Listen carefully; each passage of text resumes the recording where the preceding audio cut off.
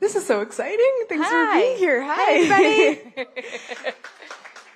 Hi, everybody. So you obviously are a household name with Jewish matchmaking, and before I prod about the next season, I won't. I want to ask your journey with it, but specifically the entrepreneurial angle of it.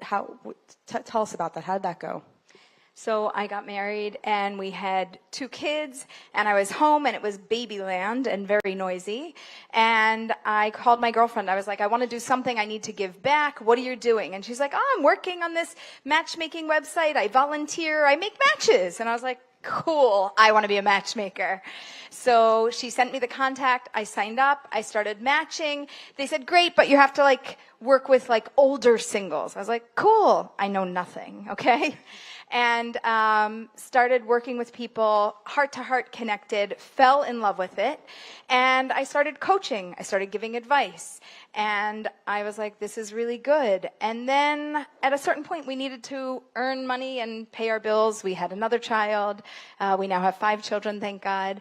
And my husband said, you need to get a job. I'm like, I have one. I'm a matchmaker.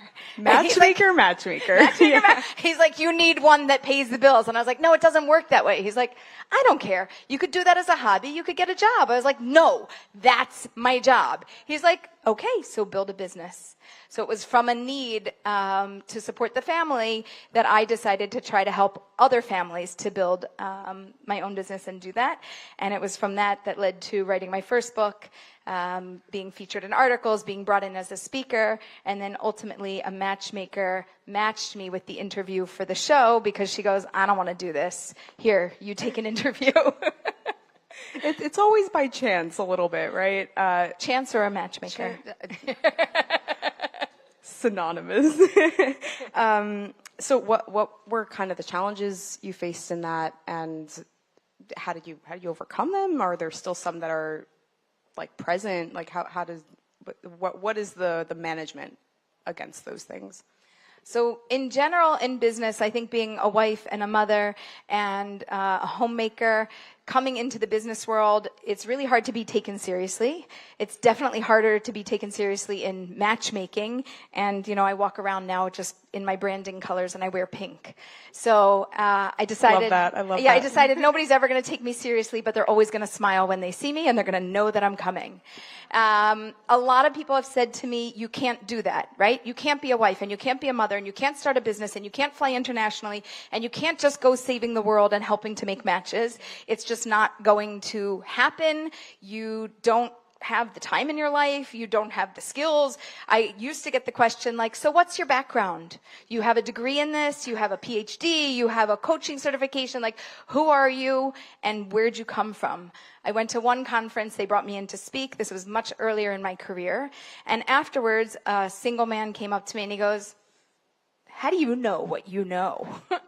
And I was like, I've done a lot of learning. This is the only thing that I think about, read about, talk about, study on. This is everything. And he goes, you're good. And I was like, oh, this is a compliment. Always the tone of surprise. Right? I didn't know where this was going. And I was like, oh, he goes, I'm going to bring you into New York. And I was like, great.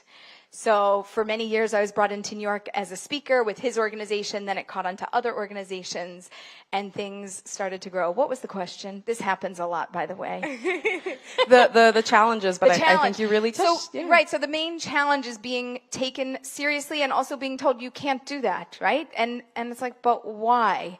So my answer is often no. You can't do that. Me, don't tell me what I can do. Here. I usually have 3 speeds: fast, faster, and you can't do that. Okay?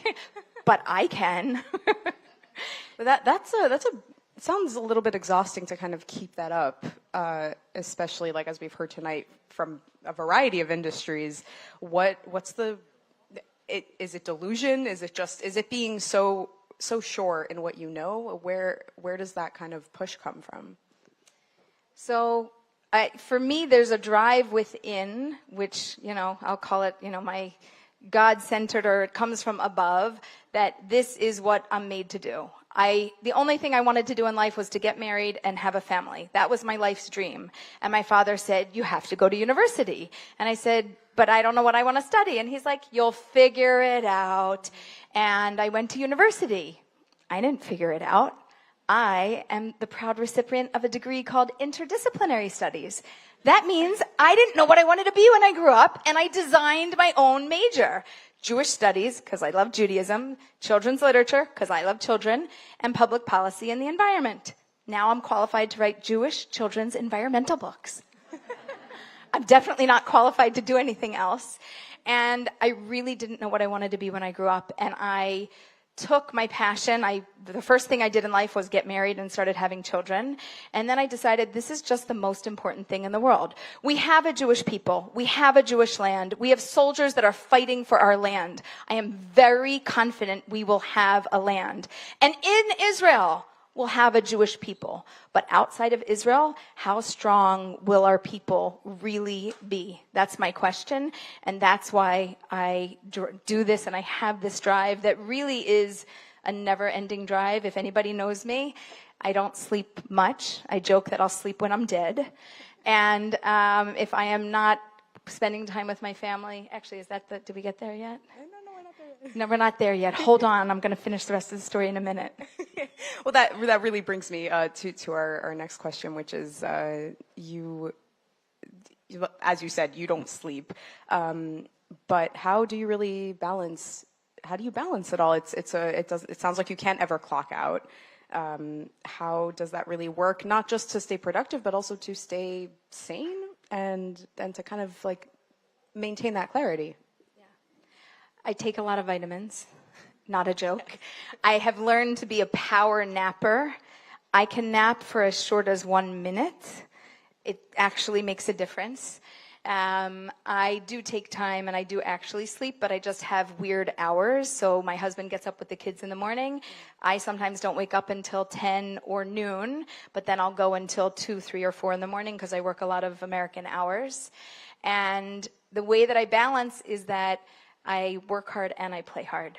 So when I take off, right? You try to reach me and they're like, I've been trying to reach you for 5 hours. I was like, I wasn't looking at my phone. It just wasn't there. Last week, I actually, for the first time in a while, I haven't made Shabbos dinner. My husband's been doing all of that. And I was in the kitchen all day Friday from morning till night. And we made challah and chicken soup, brisket. And he's the brisket man. But I made making us hungry here. Sorry. But I spent time with the family. And I unplug, so to speak. We celebrate Shabbos every week. Without Shabbos, I don't know if I would make it through life. I can't wait for vacation. I have to have a Shabbos every week. And with my kids, we really engage and build into our lives time together. So we'll go out on kind of like date days with the kids. Where do you want to go and what do you want to do? And sometimes we'll go individually one-on-one. And my husband and I have date nights. So you won't find me anywhere but with him on a Monday night, and we do double date nights. So we find friends, we go out, we hang out, and we have time together. So in the same way that I help other people to build their families, I'm working hard to still maintain a healthy balance within my own family. And, sometimes I work harder, sometimes I play harder, and I'm up late a lot. And it balances out. Aleeza Ben Shalom, thank you so much for this incredible insight. Thank you.